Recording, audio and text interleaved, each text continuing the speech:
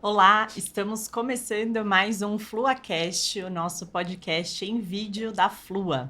Seja bem-vindo, seja bem-vinda para esse bate-papo que a gente vai ter hoje, que está em alta com o tema de início do ano, que é sobre emagrecimento.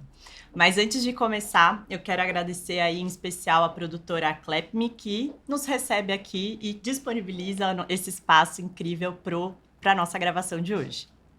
É isso, então bem-vinda, Carreiro, bem-vinda, Nalu. Obrigada.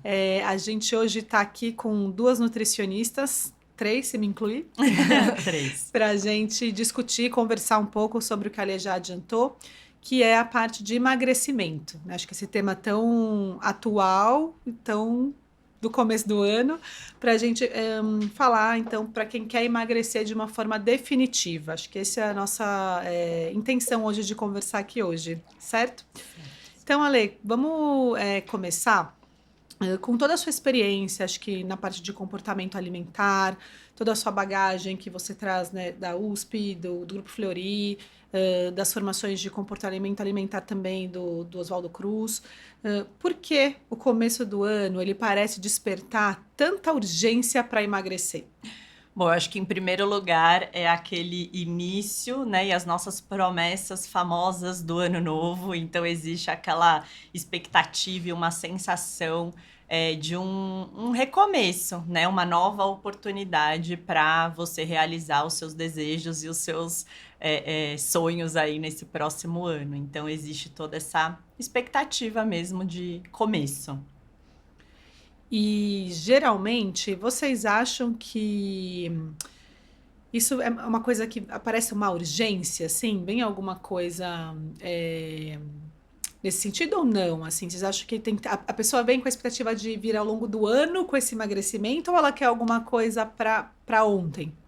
Eu diria, Lê, que a sensação que a Carreiro trouxe de expectativa de começo de ano é bem acompanhada de um senso de urgência, porque vem a comparação. A galera tá muito nas redes sociais, férias, todo mundo postando foto na praia. E aí é um sentimento de comparação com um sentimento de culpa por não estar naquele pé e um fracasso, uma sensação de fracasso sem nem começar o processo de emagrecimento. E fora que aqui no Brasil a gente tá chegando no carnaval, né? Então existe aquela expectativa ainda de resolver algumas coisas antes do carnaval. É complexo. É complexo. É complexo. Definitivamente. E por que, Carreiro, por que ainda existe essa ideia de que emagrecer é só uma questão de foco e força de vontade? Pois é, isso ainda é muito forte, né? Eu acho curioso de ver como que isso ainda tá presente. E eu acho que muito numa linha, né, do que a gente vê nas redes sociais, né? Assim, existe uma apresentação de um lugar de fácil, né, de ser simples, assim, é só você querer, ou muita gente consegue porque tá estampando lá que parece que esse processo foi simples, rápido e bastou isso, né? Bastou força, foco e fé, mesmo que a gente já veja muitos estudos e muita experiência também de que isso não é bem uma verdade, né? Não, definitivamente não. Assim, a gente vê muito que tem os desafios, né? Os desafios de 21 dias, os desafios de uma semana, de mudar um hábito, e a gente sabe que o negócio é muito mais embaixo, assim, né? Muito mais complexo, de fato, quando a gente está pensando em emagrecimento. Tem uma imagem de um estudo que eu gosto muito, que ele é assim, né? Os elementos para a pessoa emagrecer, né? Para atuar. E aí tem religião, tem o ambiente que ela vive, tem a parte do quanto que ela faz atividade física, o que ela come, o quanto que ela dorme, como está a gestão de estresse, enfim, tem uma infinidade de coisas. Então, definitivamente, é muito difícil, não é uma coisa que é só foco, né? Tem muita coisa para a gente olhar.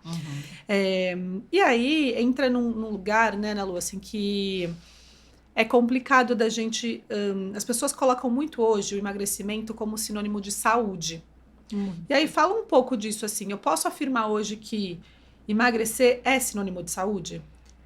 Não, essa é a resposta básica, definitivamente não, mas o que a gente tem é uma venda dessa ideia de que emagrecimento é sinônimo de saúde, e eu diria que a busca por esse emagrecimento tanto não é saudável, como em alguns casos a forma como ele é feito pode gerar relação mais complexa com o corpo, relação mais complexa com a comida e causar mais prejuízo a médio e longo prazo para essa pessoa, pensando inclusive no metabolismo dela. É muito louco isso, né? Porque quando a gente tá nas palestras, conversando com os pacientes, enfim, com as pessoas, a gente vê muito esse padrão dessa confusão. Então, se a pessoa perde peso, ela comemora, né? E ela, inclusive, é parabenizada. É Né? reconhecida. Agora que a gente passou muito pela época de festas, assim, né? Encontrar pessoas que você não vê há muito tempo, encontrar famílias que não vê com tanta frequência. É nítido, assim, as pessoas usando a magreza como um elogio, como sinônimo de coisas muito boas. E quando a pessoa engorda, aí a gente tem que olhar para a balança, a gente tem que controlar o que está comendo, a gente tem que entender o que está acontecendo. Então, essa confusão, ela é muito comum, né? Muito normalizada também, né, na nossa sociedade. E como é que as dietas entram em tudo isso? Tá, eu acho que, só antes de responder isso, Lê, eu acho que eu queria só dividir uma história bem rápida, assim, que ilustra muito esse cenário do que é meio até absurdo quando a gente vai entendendo outros contextos de como a magreza é valorizada, né? A amiga da minha mãe, eles se encontraram e minha mãe virou e falou assim: Nossa, o que aconteceu com você, né? Fulana, você tá muito magra. Aí, ela era uma pessoa de muito bom humor, né? E ela virou, deu risada e falou assim: é que eu fui sequestrada. E ela literalmente tinha sido sequestrada. Nossa. E ela tinha ficado em cativeiro. Então, assim, a gente às vezes... E assim, óbvio que essa é uma história absurda, né? Que eu não tô falando que é comum disso acontecer. Não é no dia a dia, não é no né? nosso dia a dia. Sim. Mas como é valorizado a magreza, é a primeira coisa que você fala, né? E você fala, nossa, olha, poxa, como você emagreceu, né? O que aconteceu? Com essa expectativa de estar se cuidando, tá fazendo isso, tá... E a gente não faz ideia o que tá por trás. Claro que esse foi um exagero, mas a pessoa poderia estar doente também, né? Então, às vezes, já escutei relatos também. Ah, não, eu entrei numa depressão, ou, né, terminei um namoro, né? Então, assim, não necessariamente essa associação... são difíceis, né, para as pessoas. Exato. E que é muito reconhecida de um pilar positivo, mas que não necessariamente vai ser positivo, né? Então, antes de entrar na dieta, só queria trazer esse parêntese, porque Claro. eu acho que é válido aí na nossa conversa. Perfeito. E as dietas? Muito, Desculpa. Perdão. Conflita muito justamente com essa visão de saúde, né? Então, as pessoas reforçam esse lugar e se sentem à vontade para comentar sobre a magreza das pessoas que vem de um lugar adoecido, né? Então, reforçar a magreza como sinônimo de saúde muitas vezes pode reforçar um adoecimento. Não estou aqui romantizando o processo de estar acima do peso. A gente sabe que existem complicações com estar acima do peso, sobrepeso, obesidade, tem questões clínicas envolvidas. Mas se isso não é feito de forma muito responsável e as pessoas têm liberdade para esse tipo de comentário, aí a gente entra num adoecimento que poucas pessoas comentam. Eu acho válido de trazer. E aí as dietas restritivas entram nesse lugar, né? Então, se para eu ser bem vista e ter comentários positivos, eu preciso emagrecer a qualquer custo, vale a pena eu fazer, então, uma dieta radical, ou com jejuns prolongados, ou tirar um grupo de alimentos da minha vida, os famosos carboidratos que todo mundo fala. A gente acaba caindo nesse lugar. Perfeito. E vamos falar do hype do momento. Do hype. Aí eu peguei um Uber semana passada e aí o motorista falou assim para mim, não, porque eu conheço a pessoa que está fazendo o mercado paralelo das canetas e me ofereceu aqui para eu levar e buscar. E aí eu fiquei meio impressionada, assim, né, que momento que estamos, né, do uso dessas canetas. Então eu queria que vocês... acho que você, né, Lu, pode falar. Acho que você vem aí, né, com uma experiência com mestrado, toda uma bagagem de transtorno alimentar também lá no HC, nos seus atendimentos. Então, assim, a caneta é uma solução definitiva para quem quer emagrecer? Tá. eu queria trazer isso e queria complementar o meu raciocínio com o posicionamento da Abeso, que eu vi recente, porque fato é que o hype das canetas tá acontecendo e as pessoas têm buscado elas como um milagre. Eu acho importante trazer o contraste do que é realmente a utilização e a recomendação e o posicionamento oficial da Abeso para a utilização das canetas emagrecedoras. Então, elas têm um uso bem comprovado para pacientes diabéticos e pacientes com obesidade clínica. Agora, existe também transtornos alimentares induzidos por uso indevido de medicação. E as canetas emagrecedoras podem entrar nesse lugar. O que a gente tem visto na clínica é um aumento desse uso indevido. Então, a qualquer custo, eu passei em qualquer profissional, me deu a caneta porque eu quero perder uns quilinhos e tal. E o fato e o que está descrito no posicionamento da Abeso, é que as canetas elas são uma ferramenta, não a solução para aquele problema. E aí o problema que a gente está falando em questão de indicação, a obesidade, o sobrepeso e a diabetes, né? Então, Perfeito. importante. Perfeito, entendi. Então, definitivamente não é uma solução milagrosa e definitiva se a gente for olhar só para o uso das canetas, né? Exato. Lê, eu acho importante você compartilhar com a gente um pouco sobre a importância das canetas também, né? Então, só para a gente vai fazer o ponto e contraponto aqui, mas para a gente não banalizar o que a gente está colocando aqui quando a gente está falando do uso delas. Perfeito.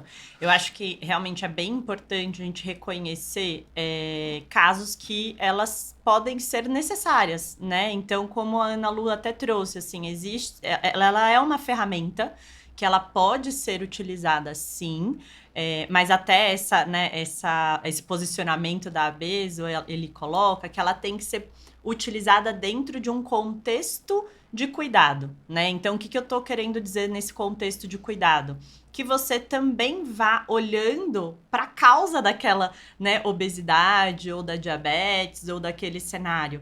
Então, eu vou usar ela como recurso, mas eu vou precisar ter um acompanhamento nutricional, por exemplo, para rever, sim, meu hábito alimentar, né? O quanto que eu tô comendo, por que que eu tô comendo, o que que me leva a comer, essa quantidade, a qualidade, né? Então, a gente precisa ter essa atenção, assim como outros pilares que envolvem a saúde. Como é que tá meu sono, como é que tá minha atividade física, porque se eu utilizar apenas a caneta, ela vai trazer resultado? Vai, a gente não vai poder negar aqui que ela traz um resultado num curto prazo. Mas, se a gente só utilizar a caneta e não mudar absolutamente nada na vida, assim que você parar de usar, você vai voltar a ganhar peso e isso, né, não vai ser a solução, né? Então, vai ser uma coisa muito temporária e não definitiva. Não, legal, legal. Isso é importante mesmo a gente esclarecer. Até porque a gente tem um mecanismo de ação dessas canetas também, né? E aí eu queria entender um pouco como que elas funcionam, assim. Tá. Você pode dividir com a gente, Ana Lu? Claro, as canetas elas são análogos de GLP-1. Então, GLP-1 é um hormônio que vai atuar na sua sinalização de saciedade, principalmente. No corpo, o que os pacientes trazem? Uma percepção de saciedade mais rápido, então que o estômago já está cheio. Elas atuam liberando mais a captação da glicose, então o hormônio que capta a sua glicose. E aí, por isso, então, as pessoas ficam com esse sentimento de que com um pouquinho a comida já tá suficiente. Já tô bem, né? Então, minha barriga tá cheia. Então, no final, o que você tá falando ela vai lá no nosso sistema, nosso corpo, e ela fala assim, eu nem comi tanto, já tô bem. Não preciso comer mais. Então, eu diminuo o que eu como, a quantidade ao longo do dia. É isso. Exatamente. Basicamente, ela atua nessa sinalização direta. Claro que tem outros análogos que vão atuar também com outros hormônios, que é o GIP, né? E aí tem outras funções associadas, mas eles têm efeitos no corpo parecidos. Então, dessa captação da glicose, dessa sensação de saciedade prolongada. Entendi. E eu acho que uma coisa que vale, né, Ana Lu, trazer também, complementar, é que muitos, eles trazem um retardamento da nossa digestão. Então, ela deixa a digestão e o funcionamento do intestino mais lento, né? Então, você tem aquela sensação, além da saciedade, tá maior, mais rápida, né, de sinalizar no nosso corpo, você fica com essa sensação por mais tempo, o que também acarreta, né, alguns efeitos colaterais que a gente pode falar daqui a pouquinho. É interessante porque vocês estão trazendo assim, né? Que a gente tem uma questão de fome, então eu diminui a questão da minha fome, eu consigo ficar mais. Eu sinto a minha saciedade antes, então eu fico a sensação de que eu estou com a barriga cheia antes, eu demoro mais para ficar com fome, mas aí a gente está simplificando de que as pessoas comeriam, a gente está colocando uma hipótese de que as pessoas comeriam só por fome, né? E a gente sabe que isso não é uma verdade. Então, conta um pouco pra gente, assim, o que mais que as pessoas, né? Por que que as pessoas, qual a razão que as pessoas comem, além da fome? A gente fala muito aqui no mundo da nutrição, fome física, que é aquela fome do estômago, quando eu tô precisando de alguma, né, comida, assim, de fato, minha energia já começa a baixar. Então, o que mais? Por que mais que a gente come? Nossa, por muitos motivos, né, Ana Lu? Assim, o principal, e eu acho que todo mundo aqui pode ter vivenciado isso de uma forma mais intensa na pandemia, né, que é o comer como uma válvula de escape, né, que é o que a gente chama do nosso famoso comer emocional. Então, eu tô entediado, eu como, eu tô chateado, eu como, eu tô com raiva, eu como, eu tô estressado, eu como, que é descontar as nossas emoções na comida, né? Então, isso é um ponto que acaba sendo muito presente, né, na nossa sociedade, na nossa cultura, e vem refletindo muito nos últimos anos, né? Esse comer emocional. Sim, e eu queria complementar que justamente por as canetas não atuarem nesse lugar do comer emocional que a gente fala, é que a gente acaba encontrando muitos problemas na clínica, que é eu não sinto fome da barriga, mas ainda assim eu tô triste e eu busco a comida. E aí os efeitos colaterais aparecem com força. Então, por isso se faz muito necessário esse acompanhamento individualizado para entender o porquê você está buscando a comida e como contornar isso sem ter efeitos adversos ruins. Quando você fala desses efeitos adversos, você está falando do que exatamente? Esses efeitos colaterais com força, né, que você trouxe? É muito comum os pacientes relatarem, então, cólica, náusea, tem pacientes que ficam obstipados, tem pacientes que ficam com o intestino desregulado. Então, isso é justamente por desrespeitar o que o medicamento impõe. Essa sensação que você deveria ficar satisfeito, a sua barriga deveria parar de comer, mas sua cabeça diz que não. Entendi. Então, o que você está falando é que o efeito colateral, esses efeitos colaterais do remédio, eles estão associados à pessoa, o seu corpo já entendeu que está suficiente, aí você continua comendo mais, porque não é só sobre fome, e aí você acaba tendo, então, essas consequências, porque está completamente desconectado com o seu corpo medicalizado naquele momento. Sim, e é uma mudança muito rápida, né? Você está acostumado a se comportar de um jeito com a comida, colocar uma determinada quantidade de comida no prato, e aí, da noite pro dia, essa sensação e essa percepção muda completamente. Até as pessoas entenderem e ajustarem isso, tem um tempo, tem um processo. E é nesse tempo e nesse processo que esses efeitos aparecem. E eu acho que tem o outro lado também, né, na Lu, da história do uso dessas medicações, que é quando a pessoa gosta muito dessa sensação de não tô com fome e acha que não vai precisar comer e acaba ficando longos períodos sem se alimentar ou deixa de comer as fibras ou coisas necessárias para o próprio corpo, né? Então, também desse lado, acaba tendo aí um intestino mais preso, acaba não comendo, por exemplo, a proteína numa quantidade suficiente e daí perde massa muscular, que a gente pode, né, falar um pouco desse efeito no médio e longo prazo, e também não come coisas importantes e daí vai sentir mais fraqueza, a unha vai quebrar, o cabelo vai ficar ruim, né, porque você não tá comendo, por exemplo, as vitaminas e minerais que você precisaria, né, então tem também aquelas pessoas que valorizam muito e falam, não, agora eu não preciso comer mais nada, né? E eu vi um relato recente de uma pessoa que fala, não, com um iogurte eu consigo passar meu dia. Tá, mas um iogurte, tipo, você vai ter muitos efeitos colaterais no seu corpo, né? Para passar o dia só com essa quantidade. Então, existem esses dois extremos, né? Aqueles que ainda não se adaptam e têm o comer emocional e continuam comendo, e aqueles que vão pro outro lado, que acabam comendo quase nada e também tem os seus prejuízos aí no corpo. Você falou uma coisa que eu acho que a gente já escutou muitas vezes e talvez a gente escute cada vez mais, que é essa questão do medo em relação à fome. Sim. Né? As pessoas têm muito, elas acham que é errado sentir fome. É muito louco isso, né? E a fome, ela é uma necessidade básica que a gente tem. Comer, não é errado sentir fome. A fome é uma mensagem do nosso corpo falando que precisa de comida, né? De Uhum. alimento, de energia, de nutriente. E é isso dentro da fome que a gente está falando aí, que é a fome da barriga, a fome física. Existem outros tipos de fome também. É errado eu sentir outros tipos de fome? Uhum. Claro que não, né? O que a gente sabe é, e eu até explico para os meus pacientes, a nossa sinalização de fome e saciedade é uma sinalização primitiva, de você sair para caçar o alimento e você parar de comer quando já tem energia suficiente para passar seu dia. E conforme a gente foi se modernizando, a gente vai comendo em outros contextos, quando tem um aniversário, quando tem uma celebração, quando eu tô triste. E isso faz parte de um contexto, que é algo que a gente sempre traz aqui na Flua. A alimentação saudável precisa pensar e incluir o contexto que você está inserido. Então, o ponto é que as pessoas estão com dificuldade de encaixar esses contextos. E aí isso se perde e parece que é errado. Eu enxergo dessa maneira. Mas uma coisa que eu tenho tentado trazer na minha abordagem com os pacientes que eu atendo é de tornar natural o ato de comer nas diversas frentes que envolvem a vida.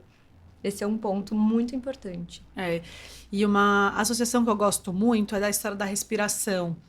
Acho que a Lê trouxe, acho que eu ouvi pela Lê a primeira vez, que é isso, a gente ficar segurando a respiração por muito tempo, chega uma hora que a gente vai chegar a ficar muito ofegante, a gente vai, né, pelo amor de Deus, precisa de ar. E a mesma coisa com a fome, se a gente fica fingindo que não tá com fome, a passa, e o corpo tem um momento que, né, parece que a fome passou, e aí quando vier essa fome, aí é aquela Vem com fome tudo. que vem com tudo, a gente come muito rápido, a gente come uma quantidade muito grande, e aí o limite, o céu é o limite, né, e aí pode passar mal, enfim, muitas coisas podem acontecer. Voltando um pouquinho aqui para a caneta, então, quando chega uma pessoa chega para você e fala assim, nossa, eu queria que você me prescrevesse a caneta. Como que você conduz essa conversa no consultório? Tá. A primeira coisa é entender o contexto dessa pessoa, entender os motivadores dela. Claro que eu tenho que deixar claro que eu sou nutricionista e eu não faço essa prescrição, mas a partir do momento que a pessoa decide fazer o uso da caneta, eu preciso ter ferramentas para apoiar ela e entregar saúde. Então, muitas vezes eu começo a conversa deixando a pessoa trazer o porquê que ela buscou a caneta, o porquê que isso é importante para ela, e a partir disso, então, fazer com a pessoa estratégias para que ela se proteja e que ela tenha o melhor uso possível. É importante porque às vezes tem gente, a gente sabe que tem muita gente usando por conta própria, então pode não ter ideia de efeitos colaterais mais importantes. Tem pessoas que a gente sabe que às vezes o profissional da saúde que indica, a maior parte das vezes os médicos, alguns não explicam para as pessoas quais são os efeitos colaterais, alguns simplesmente a pessoa aconteceu com a minha mãe, isso, que ela foi procurar um endócrino por um motivo que não tinha nada a ver, e aí ele falou, a primeira coisa que ele falou foi, você está aqui com sobrepeso, então vou te prescrever aqui uma caneta. E ela ficou super chateada dentro desse lugar. Não era a questão principal dela, era a né? questão principal. Então, a gente sabe que tem médicos que prescrevem de uma forma aleatória esse medicamento e não colocam os efeitos colaterais, não colocam também o que acontece quando isso é suspenso. Então, eu queria que vocês falassem um pouquinho dos efeitos colaterais e o que acontece o que a ciência traz quando essa medicação é suspensa, o que acontece com o corpo da pessoa. Eu acho importante, então, só a gente reforçar o que a gente falou dos efeitos colaterais de uma forma geral, né? Vem muito uma saciedade mais rápida. Existe muitos casos, eu acho que os relatos mais frequentes são de náusea, né? Mal-estar, náusea, enjoo, aquela sensação, né, de não ter mesmo vontade ou prazer nenhum em comer.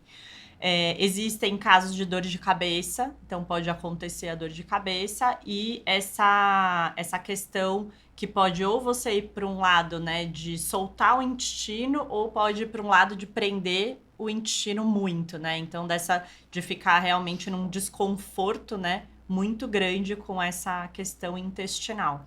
E eu acho que o risco maior, né, Lei, que você falou, é quando você para essa medicação de forma abrupta, né? Então, você, de repente, para e não toma mais, o seu corpo vai reagir, né? E como que ele reage? Ele vai precisar, né, sinalizar essa fome, já que não está sendo colocado esse estímulo, né, do EGLP-1 artificialmente, ele vai demorar um tempo para que ele consiga produzir essa mesma sensação de saciedade. Então, você vai ficar com mais fome, você vai ficar com, né, essa ânsia por comer maior.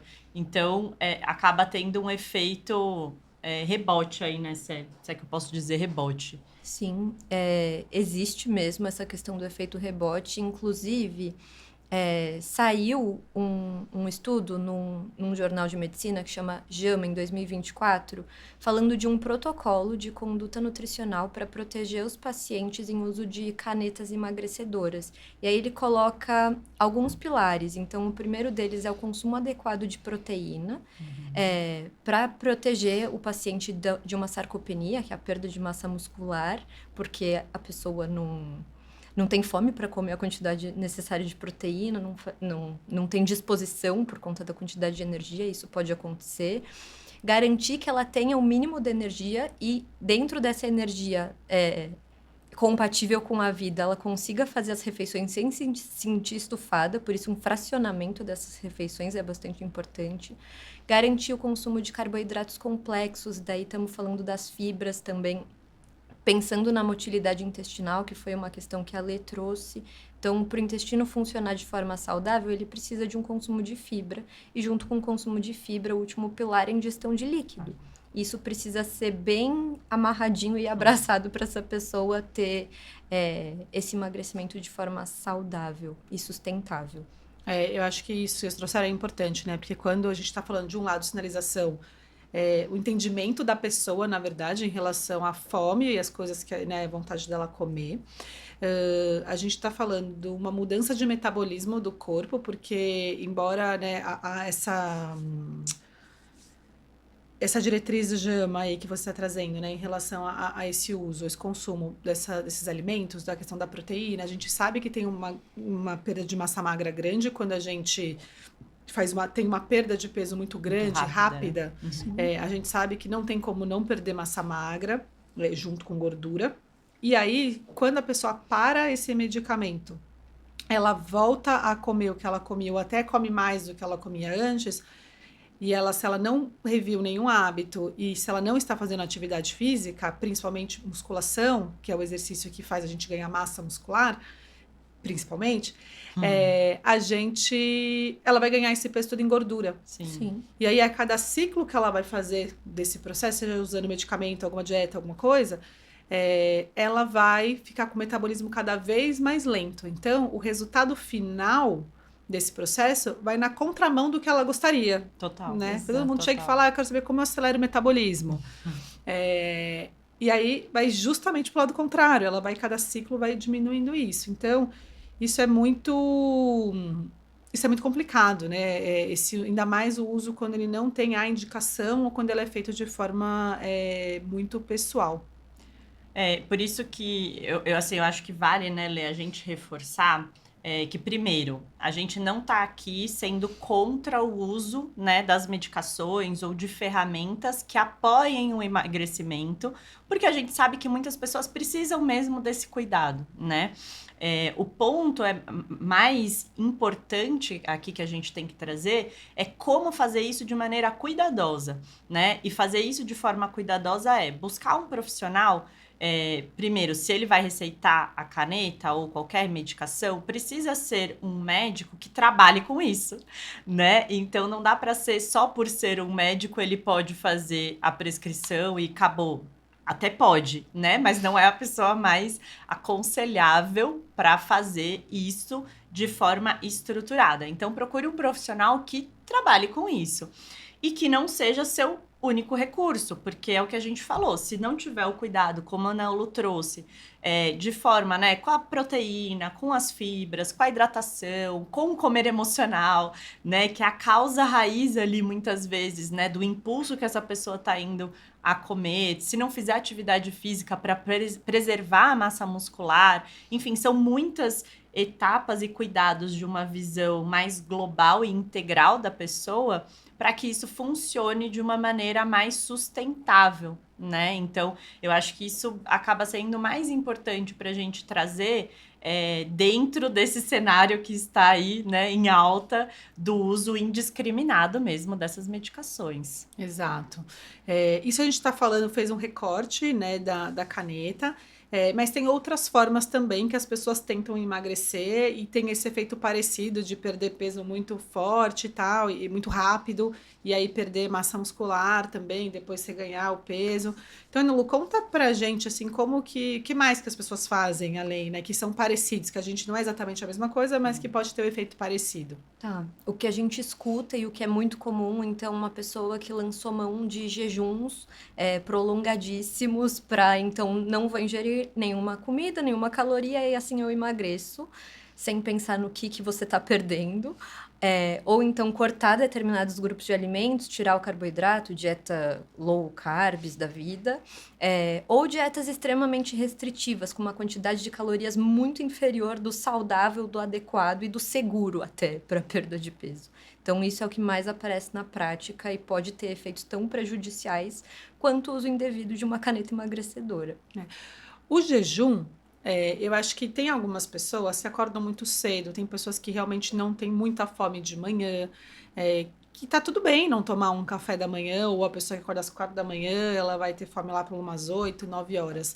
Mas é diferente de você ficar tomando um cafezinho para enganar a fome, né, e para preservar esse jejum. Então, são situações diferentes, tá tudo bem, a gente levanta a bandeira aqui enormemente de, né, respeitar o tamanho da sua fome. Então, se eu tô com fome hoje um pouco mais, eu vou comer mais. Se eu tiver numa próxima refeição com menos fome, eu posso comer menos e tá tudo certo. A gente é muito dessa linha.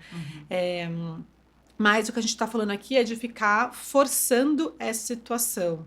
E aí o nosso cérebro tem um momento que ele entende que a gente não tá mais com fome. E ele começa a enganar a gente, é uma pegadinha, né? A gente estava conversando com uma psicóloga, um treinamento que a gente fez, que a psicóloga falou, a mente mente.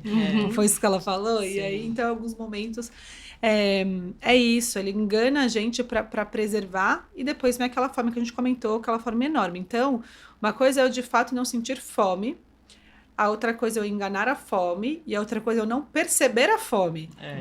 Que muita gente fala assim, eu não sinto fome durante a semana, mas de final de semana eu sinto, nas férias eu sinto, em momentos que não tá na loucura do dia a dia, que tem um momento de respiro, ela sente fome. Então, que dica que vocês dão, assim, para a pessoa conseguir reconhecer a fome?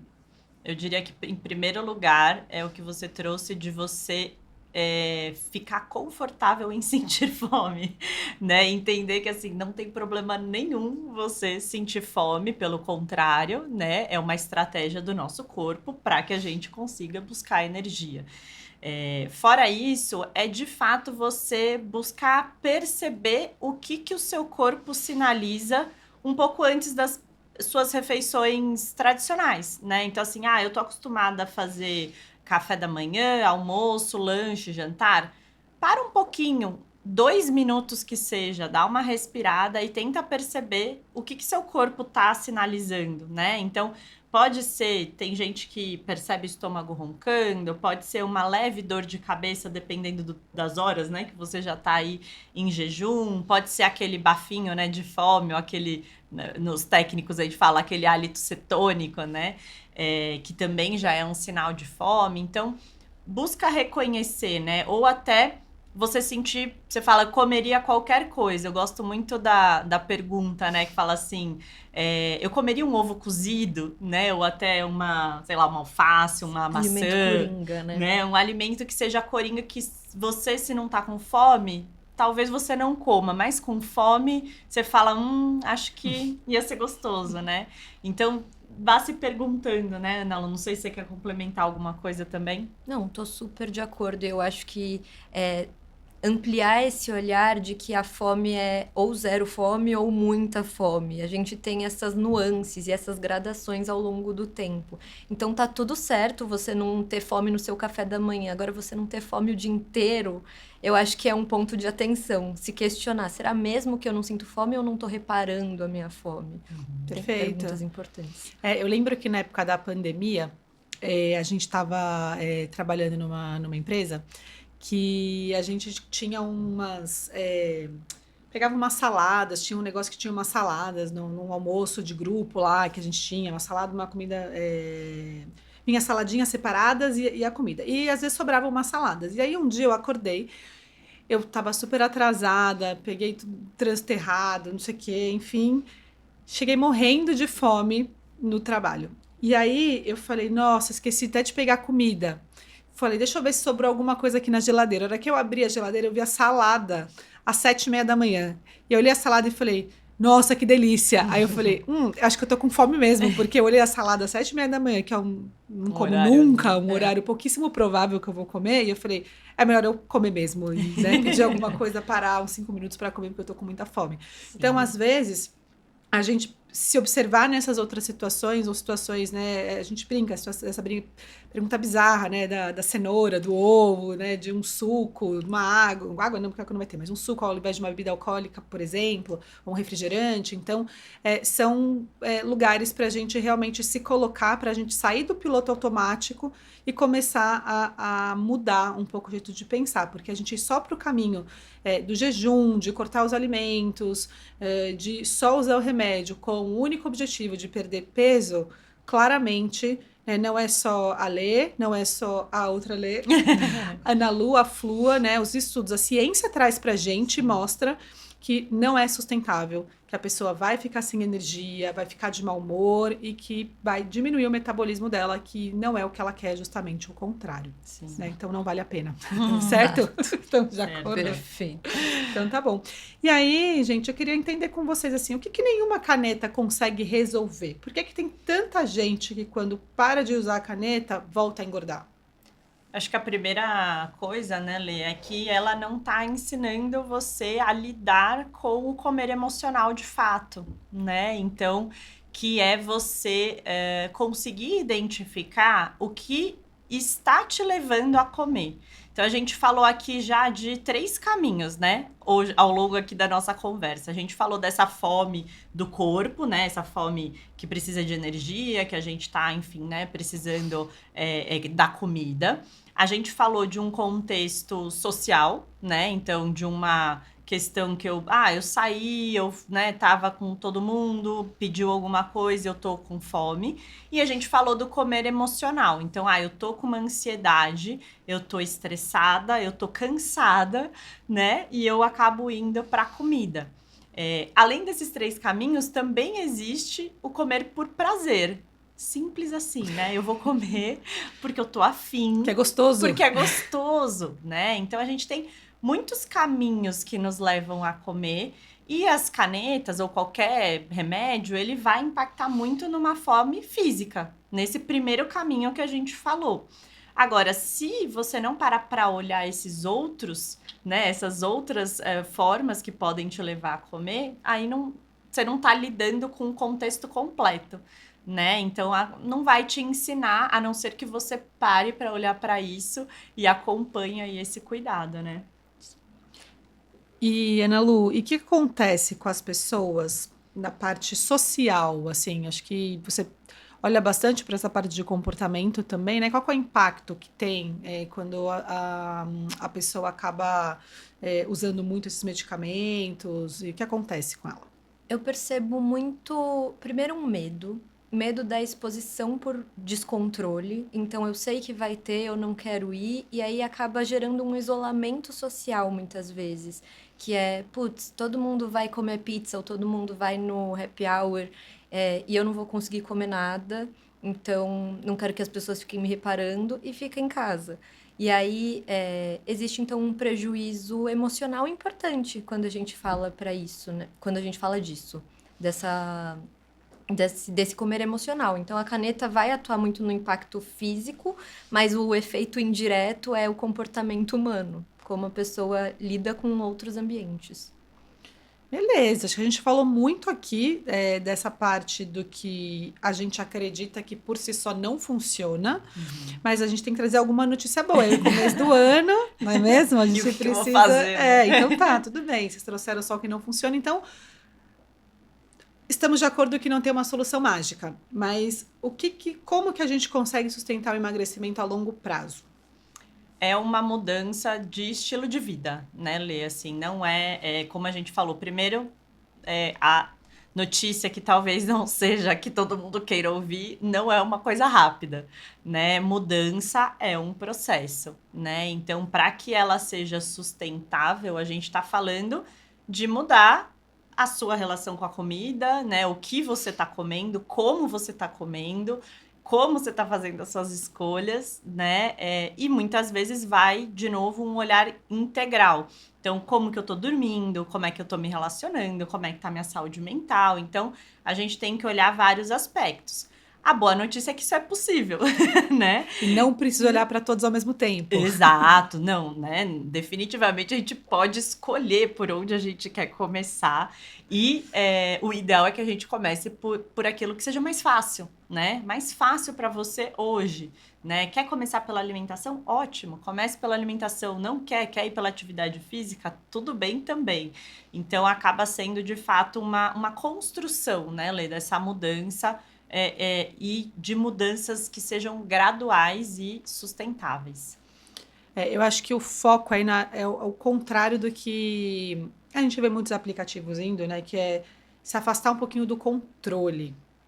Porque às vezes é importante, a gente até usa como uma ferramenta, né? A questão da pessoa se monitorar, anotar, fazer um diário para ela ter visibilidade.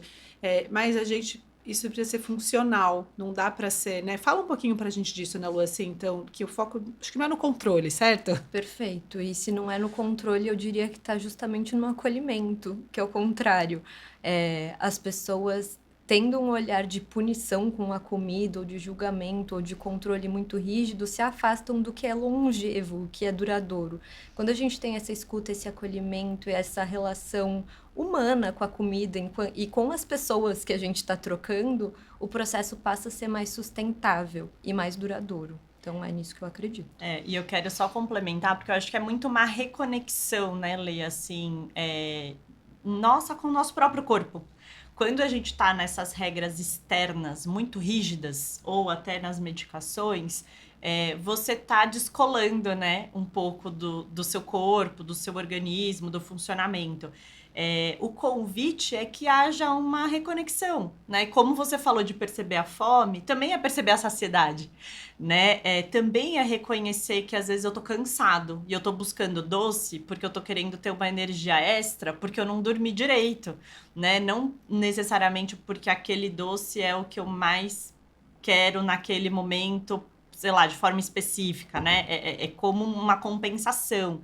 Então, eu acho que essa reconexão ela vai ser super importante dentro desse processo. E é fundamental saber também que existe um comportamento de restrição gerando compulsão. Então, tudo que a gente acaba indo muito para um lado, né? A tendência é você ir para o outro extremo. Assim como a gente falou da fome. Fiquei segurando muito, muito, muito a fome e não comi. Quando eu for perceber, ela já tô faminta, né? Que eu como até o pé da mesa. Da mesma forma, eu restringi. Tem uma hora que eu saio de férias e falo, vou enfiar o pé na jaca, né? Ou a gente até brinca, fazer da jaca uma pantufa. E daí eu como descontroladamente. Então, ir buscando entender os caminhos do meio, né? Que são aí mais possíveis. Eu acho que você trouxe uma temática, eu queria que a Ana Lu falasse um pouco mais sobre isso, que é a diferença do exagero para compulsão, para um transtorno alimentar, que todo mundo agora é compulsivo, de repente todo mundo, né, é compulsivo. Então, fala um pouco pra gente, assim, do que é realmente uma doença, o que é alguma coisa que as pessoas às vezes estão exagerando, porque elas simplesmente não se permitem comer durante a semana e tem uma festa no final de semana. Então explica um pouco pra gente. Boa. E esses conceitos se misturam mesmo. A gente tá ouvindo o tempo inteiro falando que a pessoa é compulsiva. Ah, eu sou compulsivo por doce. Ainda tem essas especificidades. E eu acho interessante de trazer que a compulsão alimentar, ela é o transtorno alimentar, que é uma doença. Assim como a depressão, a ansiedade, e existem critérios diagnósticos. E aí a gente, para conseguir encaixar a pessoa, claro que vai passar por um médico psiquiatra, que é o responsável por dar diagnóstico, mas entendendo que existe uma frequência, existe um sofrimento, existe um volume, existe uma sensação de culpa muito características dessas pessoas, que é diferente de, putz, eu restringi esse dia porque eu vou sair no fim de semana e aí eu quero comer um rodízio de japa pontualmente. Você teve um episódio de exagero. Quando isso acontece todo dia, ou toda semana, ou toda refeição, você chega a passar mal, por exemplo, aí sim a gente está falando de uma questão de saúde mental a ser tratada. Entendi. É possível se eu comer, por exemplo, um bolo inteiro. Fui numa casa de bolos aqui, comprei e comi um bolo inteiro. Isso é um exagero ou isso é uma compulsão? Esse cenário específico diz muito pouco sobre o que é. Então, eu precisaria entender muito mais sobre a sua rotina e sobre a sua vida, sobre sua relação com a comida para fechar. Acho que se eu puder te dar uma resposta nesse momento, eu diria que é um exagero. Tá, entendi. De forma isolada, É. né, poderia ser um exagero. Tá. E a gente pensando em outros contextos, assim, que acho que a gente falou um pouco dessa questão do exagero e da compulsão, e acho que uma coisa legal da gente falar aqui é do vício em açúcar. Então, eu queria ouvir um pouco de vocês, assim, o que vocês acham desse assunto, se faz sentido, se não faz, por quê? Vou te deixar. Tá bom. Eu acho que a primeira coisa, né, que a gente até comenta enfim, em algumas palestras ou em algumas interações é que eu nunca vi alguém atacando o açucareiro, né? Assim, descontroladamente estou lá atacando o açucareiro. Que seria um comportamento de alguém viciado, né? Então, quando fala vício, né, eu acho que é uma palavra muito forte quando a gente está falando de açúcares e doces. É claro que existem pessoas que podem se acostumar a comer aquele docinho depois do almoço, né, e que quando tira, percebe que ele não fazia tanta falta assim. E às vezes, quando volta a comer, sente muita vontade de continuar comendo esse docinho depois do almoço.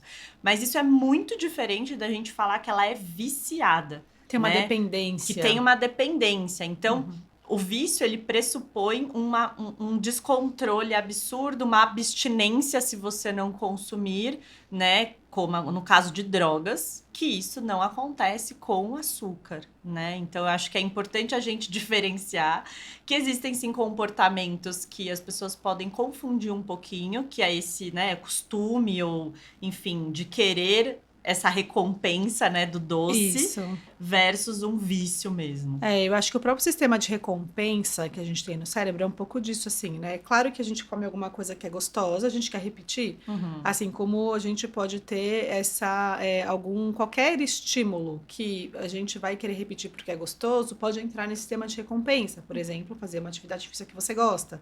Por exemplo, um abraço. Por exemplo, escutar uma música. Então, ficar assistindo uma série, você maratonar ali, ó. Exato. Né? Então, tem muitas coisas que podem entrar nisso. Não é só sobre comida, não é só sobre o açúcar. É claro que a gente precisa, o que a gente está falando é um consumo com mais consciência, né? É isso que a gente está falando aqui. Ninguém está falando que é proibido, ninguém está falando que é para só comer açúcar o dia inteiro, né? Só doce o dia inteiro. Mas a gente entender a consciência, o contexto, a frequência, a quantidade, como que isso tá na vida de cada um, certo? E aí, a gente está indo para o fim. Eu queria que vocês trouxessem, assim, o que vocês, né, acompanhando já pessoas que conseguiram sustentar uma mudança ao longo do tempo, o que vocês veem de comum nessas pessoas? Acho que a maior sensação que aparece no consultório é de desprendimento e de alívio. De que existia uma crença limitante que estava impedindo a pessoa de chegar onde ela queria de fato. Quando ela consegue olhar para ela mesma, ela consegue entender o que faz sentido para ela, as coisas começam a se encaixar com o tempo. Isso aparece muito forte, um processo de emagrecimento depois de milhares de tentativas com canetas, com jejuns, com protocolos inúmeros da internet, até a pessoa de fato entender o que funciona para ela. E aí esse respiro de meu corpo responde assim e eu vou assim. E eu acho que trazendo um pouco, acho que complementando, né, o que a Ana Lu tá trazendo, que eu acho que é super importante, é essa reconexão com o próprio corpo, é você fazer as pazes com a sua fome, é você conseguir reconhecer a saciedade, é você entender por que você está comendo ou buscando os alimentos, né? Então, vai ser esse olhar mais amplo, assim, como que está sendo o papel da comida na sua vida, né? Eu acho que isso é muito importante. Quando as pessoas realmente passam a compreender que a comida, ela tem um papel importante, mas ela não é o mais importante, né? Ele vai ser mais um dentre vários e que você consegue sim se permitir comer. Eu acho que isso também é importante. Então, é você aceitar a sua fome, se permitir comer, fazer sentido essa mudança na sua vida, você reconhecer os ganhos, porque é importante reconhecer os ganhos, né? Então, de disposição, de sono, de melhora, enfim, de conduta, e achar, né, Lê, um peso que seja possível para você e viável. Sem aquelas metas que às vezes são muito, muito distantes da sua realidade, né? Então, ir encaixando aquilo que é possível e que te faz bem. Então, eu tive vários casos, assim, de pacientes que, quando encaixa nesse lugar, é onde fica, de fato, sustentável. Que é um dos pilares da Flua, né? Funciona para você. Exato. É isso, acho que dentro de tudo que a gente sempre fala, se não funcionar para a pessoa no final do dia, ela não vai fazer. Não importa se tiver o estudo da JAMA, se tiver, né, publicação, diretriz, não importa. Tem que funcionar na vida das pessoas, senão não é possível. E acho que a mensagem final que eu queria deixar aqui um pouco assim da nossa conversa é que não existe só um único caminho de cuidado, de possibilidade de, seja de emagrecimento, cuidado com a saúde, né, de alimentação saudável. E que tudo que a gente for pensar nessa linha do emagrecimento, ela vai ser um processo. Né? Não vai ser o peso que eu ganhei em anos da minha vida, eu vou perder em um mês e vou sustentar isso. Né? Talvez funcione para uma ou duas pessoas, ou só para alguém que conta a história que funciona, mas você não sabe ali o que está por trás disso. Mas é isso, a gente precisa entender o contexto de cada um e realmente achar o que você estava falando, que é trazer o que funciona para a vida de cada um. Sim, né? sim. Querem deixar uma mensagem final? Eu vou falar que, assim, ó, se a nossa conversa de hoje, de alguma maneira, fez você fazer perguntas melhores, refletir um pouco mais, né? E trouxe aí boas percepções, eu acho que, de fato, eu fico feliz, né, com a nossa conversa, que ela cumpriu o nosso papel e que vocês busquem profissionais e pessoas que atuem de forma consciente e cuidadosas. Eu acho que é esse o meu recado final. Perfeito. Eu queria agradecer o convite e a companhia de vocês nessas reflexões tão importantes e estou à disposição sempre. Então tá bom, obrigada pelo papo. Obrigada. Eu queria agradecer mais uma vez a produtora Clapme, que está, né, cedendo espaço aqui pra gente, para essa conversa. E convidar você para seguir a gente nas redes sociais, então no @FluaNutrição. Obrigado, até a próxima. Tchau, tchau. Tchau, tchau.